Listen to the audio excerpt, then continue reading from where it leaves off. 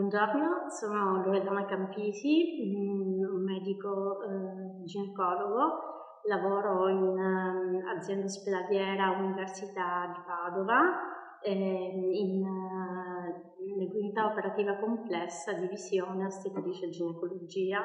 Mi occupo prevalentemente di medicina materno-fetale.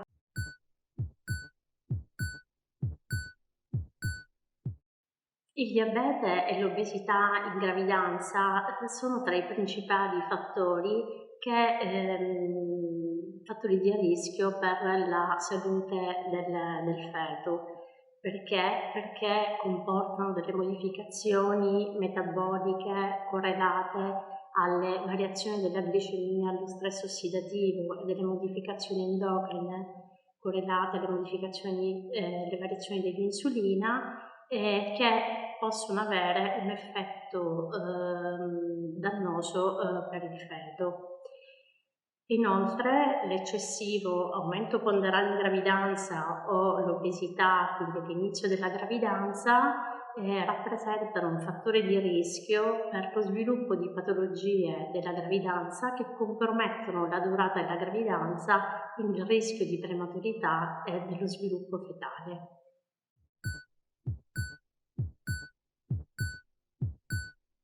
Gli alcolici sono controindicati in qualsiasi epoca di gravidanza perché possono determinare delle malformazioni fetali nonché delle alterazioni gravi dello sviluppo neurologico e psicologico del nascituro.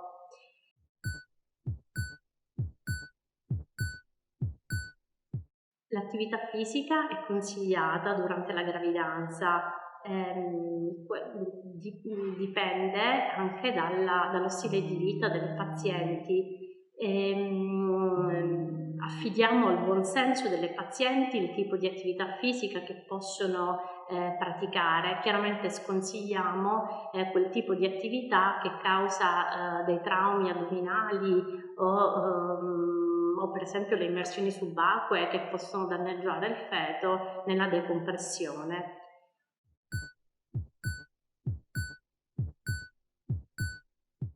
Per le donne sane che hanno una gravidanza fisiologica non è controindicato andare in montagna.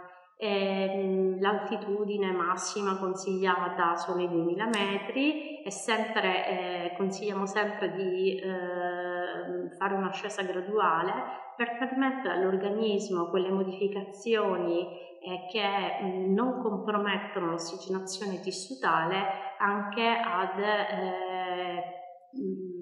pressioni di ossigeno più basse.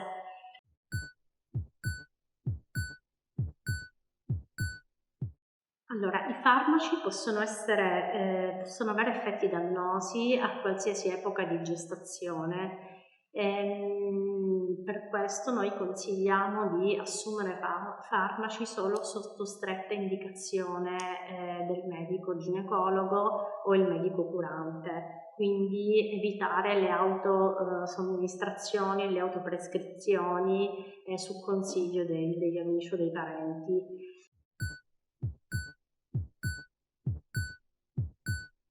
Per quanto riguarda i trattamenti estetici che si possono effettuare durante la gravidanza, molte pazienti ci chiedono se possono effettuare la tintura per i capelli. Allora, non ci sono controindicazioni assolute, noi consigliamo di aspettare i primi 3 mesi di gravidanza e raccomandiamo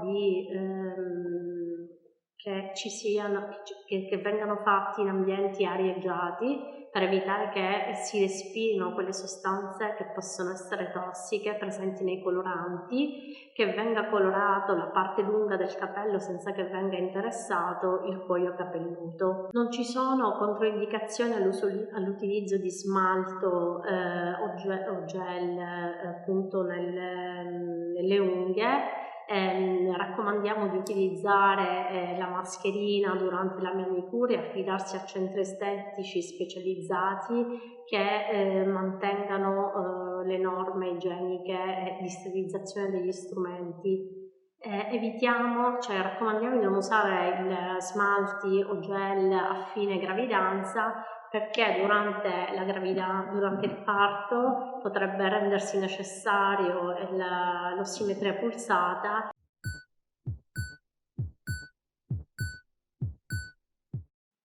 La pulizia del viso può essere fatta, raccomandiamo sempre in centri estetici specializzati, non ci sono controindicazioni.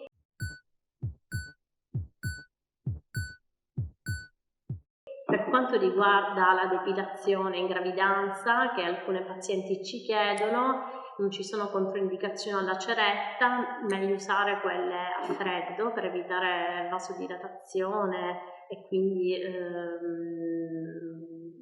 appunto delle lesioni a carico dei capillari. Raccomandiamo di evitare le creme che possono avere delle sostanze, le creme epilatorie che possono avere delle sostanze tossiche non salutari per il feto. Il rasoio largamente utilizzato è un metodo assolutamente innocuo, l'importante è che la parte da radere sia a vista, perché delle volte l'ingombro della pancia, ecco, può causare magari delle ferite accidentali.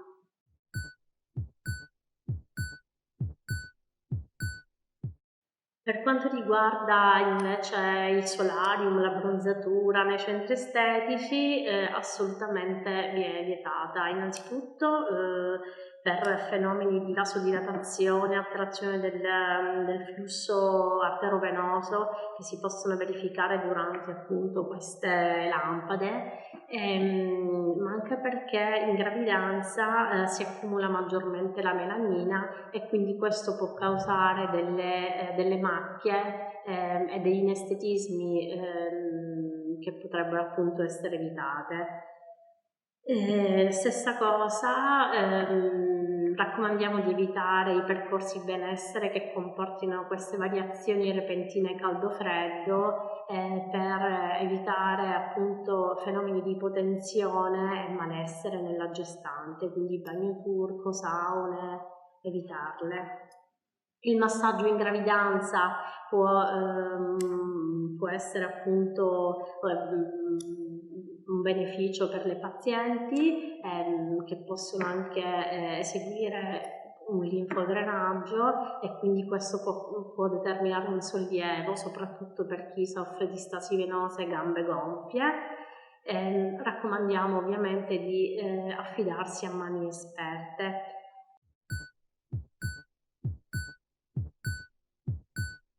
Trattamenti di chirurgia estetica li sconsigliamo in gravidanza perché possono essere usati dei farmaci o anche delle anestesie che è meglio evitare durante la gravidanza.